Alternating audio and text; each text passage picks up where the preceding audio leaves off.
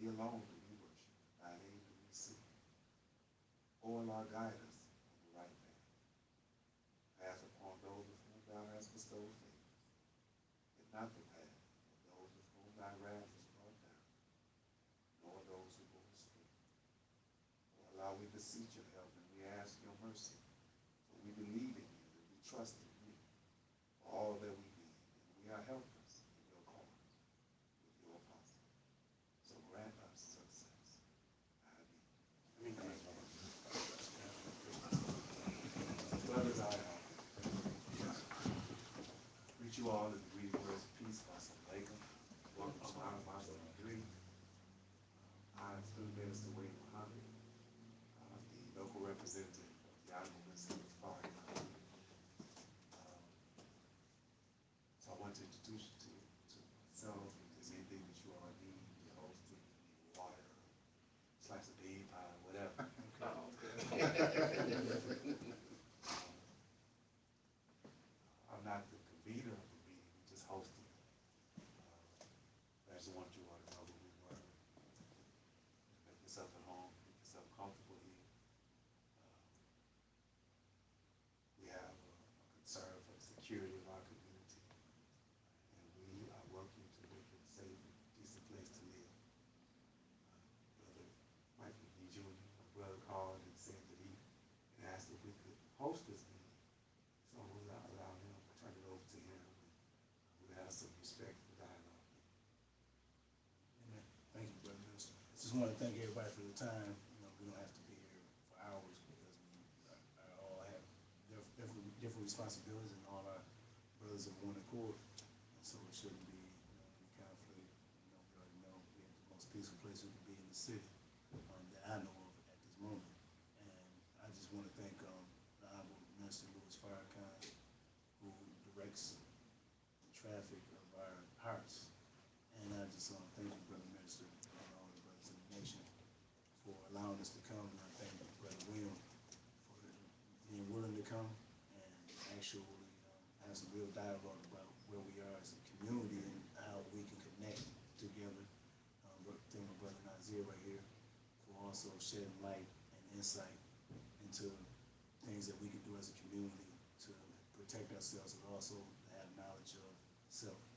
And so I say that talking about what happened on April 2nd, around in the afternoon, just getting phone calls. We all received calls that, some white guys in the community. That's really how, there's a lot of chaos going on at the time. And so just want to acknowledge that it was really chaotic for the community. A lot of trauma and will you have experienced definitely throughout the state. And, you might shock a lot of people when you go into the different communities. We both know you had some, clash with the police when you first started doing it. And I just want to extend, and this is an extension to you to, have some real dialogue if you are considering coming into the community again, to really reach out to the leadership in the community. That's really important. I don't know if you realize, in some of your other times that you've traveled in different cities, even in your own city, that people might not be for what you're doing, and if you just go out and do it, you're gonna have a certain reaction. So your reaction here was definitely noted, and that's why we're here now, and it really opened the eyes of our community, of what we must do to not just defend our community, but also to be in accord with each other, to have some unity in reference to patrolling our neighborhoods and knowing what our rights are, those that are considering carrying weapons. So I say that just to set the tone for what the response was. And when we go forth is, I want to preface everything by saying I'm very familiar with, and we all here are familiar with, the powers that be, that they wouldn't want us to connect with different races. They want us to clash with each other. And if we did unite, that would be a very, tremendous threat to this government, to the powers in this country. And so I set the tone by saying that I understand, the trickology that can be played when we are constantly looking at it on the racial side and not looking at it in reference to how it should be when we had the same unified ideas of what our rights are, and what we're trying to do, the right to defend yourself as a human. So I just, set the tone with that. Just, if we can go around and, because all of us don't know each other, introduce ourselves, and then Will, you can kind of give us information as to what you were trying to accomplish, and then what you would like to see going forward, and how we can actually come to one accord and move from there. So if we can start right here. How you doing? King Rick, Black Panthers, Walker, Wisconsin. Pleasure to meet you. Neighborhood. From the neighborhood. Yeah. William Polster. I grew up in a town of 7,000 people. I moved to a town of 6,000 people. And I'm a Second Amendment advocate. I also support, your First Amendment right to free speech. I also support your right to not talk to the cops if you don't want to. And, you have rights to refuse being searched by the police if they have no reason to search you. And that was pretty much our goal, is share our knowledge of our rights and how it applies to the individual person walking down the street. David Muhammad, assistant student in civilian, also do community relation protocol from Muhammad Muslim. Mohammed Abdul Salam from the Islamic Dawah Center. Student Muslim. Brother James Muhammad, Muhammad Muslim. Nadir Mujahid, father, local entrepreneur. Unfortunately, one of the first person to stop an armed robbery by using my firearm, and thereby become a target of the government. We've been fighting to this day. I'm gonna record. I'm gonna point up at the ceiling. I just want the audio to Yeah. be able to share, so it's not like you want to be, pointed at anyone. And that's why I waited till everyone's being heard. I know. Yeah. So. So if you could just give us some history of your efforts and what you're trying to accomplish when you go to different cities. I want to make sure that police are not harassing people simply for open carry. That's one of the biggest factors of why people won't openly carry and feel the need to get a permit from the state to conceal carry. It's your right to open carry, but so many people are being shamed into not doing it because, you're going to offend someone, people are going to be scared. They shouldn't be scared by a firearm that's simply holstered or on a sling. And a lot of people ask, well, why are you carrying a shotgun or a rifle? If you're under 21 years old, you can't go into Cabela's or Gander Mountain and buy a handgun. You can buy it from a private party, but you cannot buy it from an FFL. And because you can't buy it from an FFL, a lot of private parties believe it's illegal. Federal firearms licensee, sorry. A lot of people believe because you can't buy it from Gander Mountain or whatever, that it would be legal for them to sell it to you also. That's not true. It only applies to a federal firearms licensee selling it. So that's why I carry that. And, if they can't get a private party to sell it, their only option is to go to Gander Mountain, buy a rifle or a shotgun. And they should not be denied their right to carry a firearm for self-defense just because, it's a bigger gun. The other part is the more you see it, the more acceptable it becomes. When I first started doing it, I got called just carrying a handgun. Or I had cops called on me just because I was carrying a handgun. And the more I did it, the less people called. Started traveling to other cities. I've gone to small towns of 3,000 people. Cops get called, and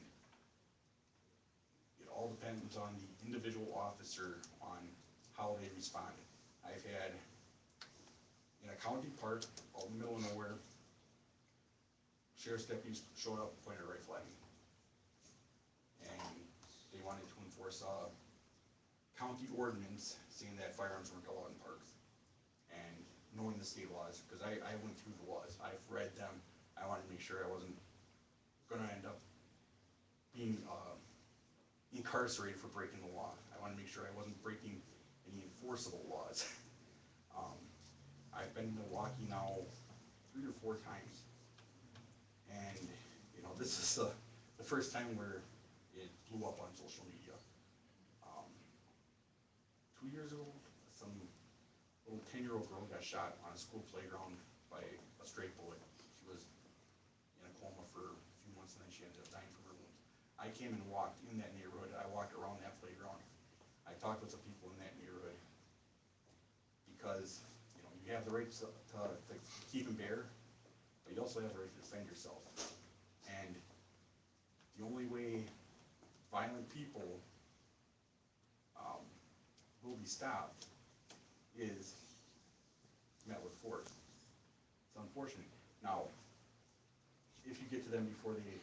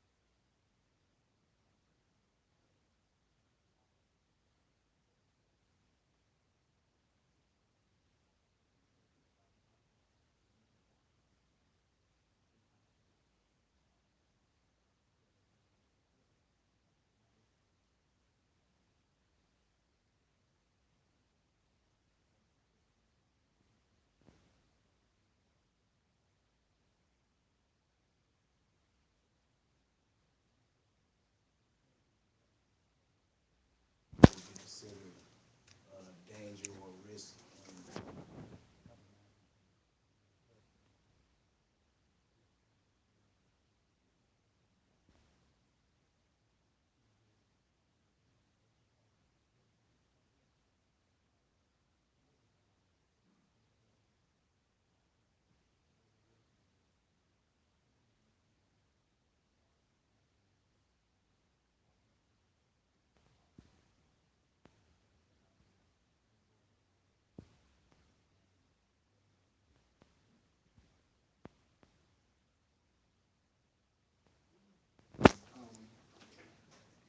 A lot of us understand the Second Amendment right there, and a lot of us don't. A concern of many of us is that we came into the community armed and strapped. And anytime you come into the black community like you did, it's gonna cause some concern. And it did. And rightly it should, because everybody's not up on the laws with carrying a weapon. I just think that maybe if you would have let us know in advance what you were doing, and like here, I'm going to be here, I'm going to be here when I come in, just to let you know, then we probably wouldn't be having this conversation. And I understand, you know, that's your choice to do that. But when you come into our community, you have to respect us as we respect you. You know, that's what the chaos is. That's what the concern was. When you see people just strapped up, carrying AK-47s, walking in the community, and we ain't never seen you before. This is no disrespect. I'm being real. You know, never seen you before. Don't know what you was planning on, know what you was doing. When people came and talked to you, and they got an understanding. But the whole community didn't understand that. And I think it's fair, and it should have been done. And you know, that's what I feel about it. if we go in advance and say, hey, next week I'm coming back down and we're gonna be carrying guns and this, that, and the other thing, one, we don't get an honest response from the police to find out if they're gonna try and trample your rights or not. Okay. Two, someone in the neighborhood, you don't know if they're gonna be carrying or not. They don't call their neighbors, hey, I'm leaving my house, I'm carrying my gun. You call your neighbor and say, hey, I'm going to the local church, synagogue, temple, mosque. Okay. It is a right, and, you know, it's... I agree. Is it a moral right to let the people in the community know that you're coming? Because you're not from our community. Right. And we don't know you from Adam, and it's no disrespect. I'm just being real about it. I myself would have just liked to have known that you guys were coming in and doing this, and you have your right to bear arms, Second Amendment, but you're not from our community. You know what I'm saying? You just pop up and you show up, and people were concerned about that. And when people are concerned, word starts spreading. And social media, as we know, is a big thing. And you were a prime example of that. As soon as you hit and people started filming you, he got calls, I got calls, I'm sure the minister got calls. Like, these people in our community armed, and we don't know what to do. You know, and we're just concerned about our community. This is why we're here. It's nothing against you personally. Right. It's against the action. But, alright, I grew up in Plymouth, Wisconsin, town 7,000 people. I lived there until I was 25, 27, somewhere in there. People know me. I put my shotgun on my back, I walked through town. Cops got called. Right. How many of your neighbors do you actually know? It could be anybody walking. They could be your next door neighbor and you don't even know them. I've been living in Sheboygan Falls for the last 12 years. First time I decided to open carry, my neighborhood, cops got notified. Mhm. People were nervous. Some guy, the first time I was open carrying, I was carrying just a sidearm in a Right. shoulder holster, went into a gas station, bought a drink. And I was just walking, and someone that saw me at that gas station, left that gas station, went down to the next gas station, said there's an armed guy at that gas station, he might be coming here next. And then they called the cops. This is my neighborhood, this is where I live. Mhm. So, warning, and if I warn someone, there's no guarantee that everybody's gonna know about it. So let me ask you this, Will, 'cause, see, where you live at, everybody know each other, I'm saying, and it's not, racially, it's not as diverse as it is here. That's one thing, but here is like, in our community, we already have problems with violence, we already have problems with people with guns, and so the climate is different. And so you have to have an understanding of that. Even though you might hear about black on black violence, it's a real situation going on here. And so it's aggravated more, because we already are under attack our own selves with police in our community. Is that we feel like we're on the reservation as it is. So then if you mix that in with some white men coming into your community, and then the police.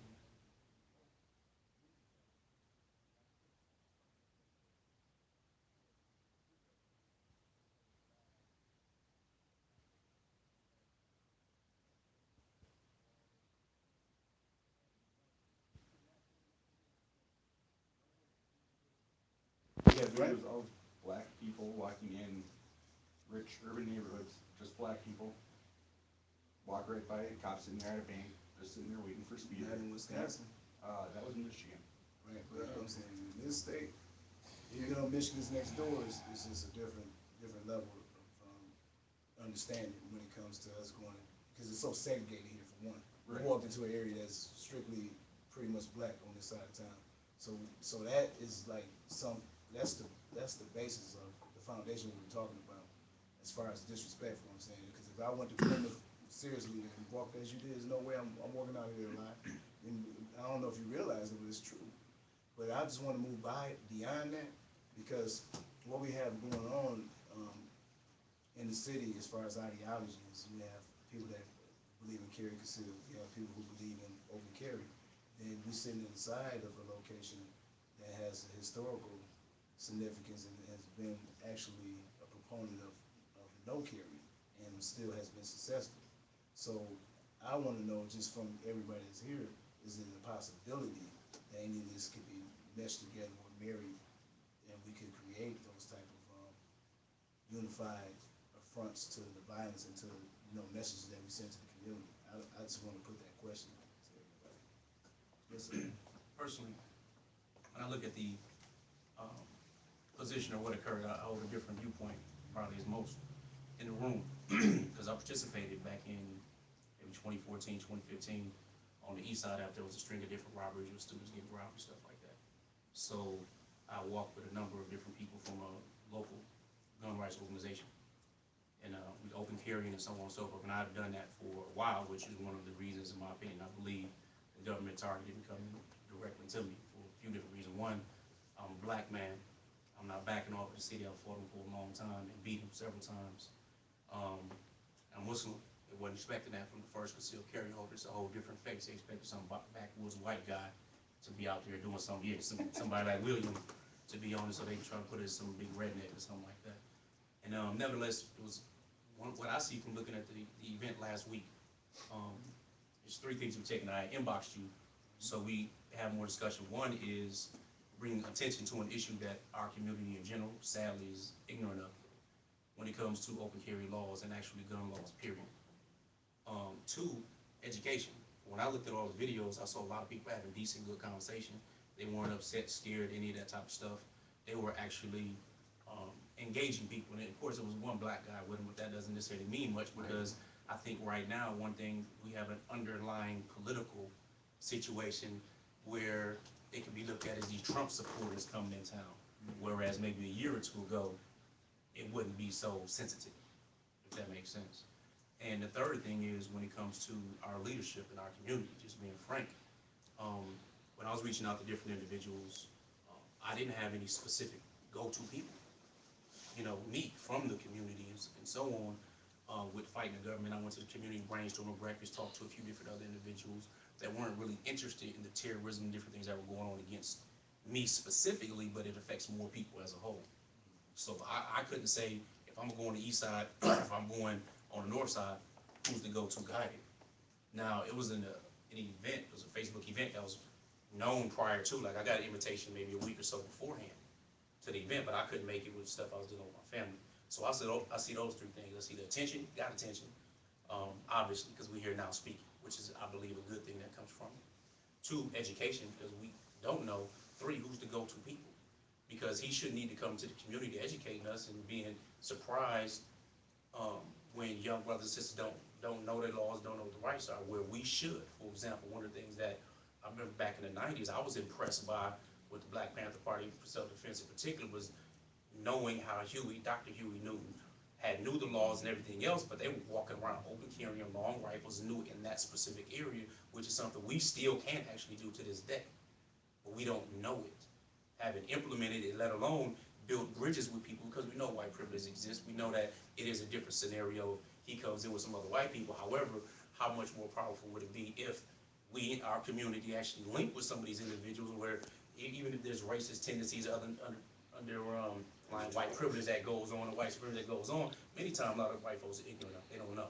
But now we can actually open a dialogue and education, and they can also see our side, but that unity is really something else, because now what if it's actually a whole bunch of people walking on the Second Amendment front, we leading it in our communities, of course, but now should there be a situation where the majority of white police force that patrols our community has some issues, we put their people in front of them.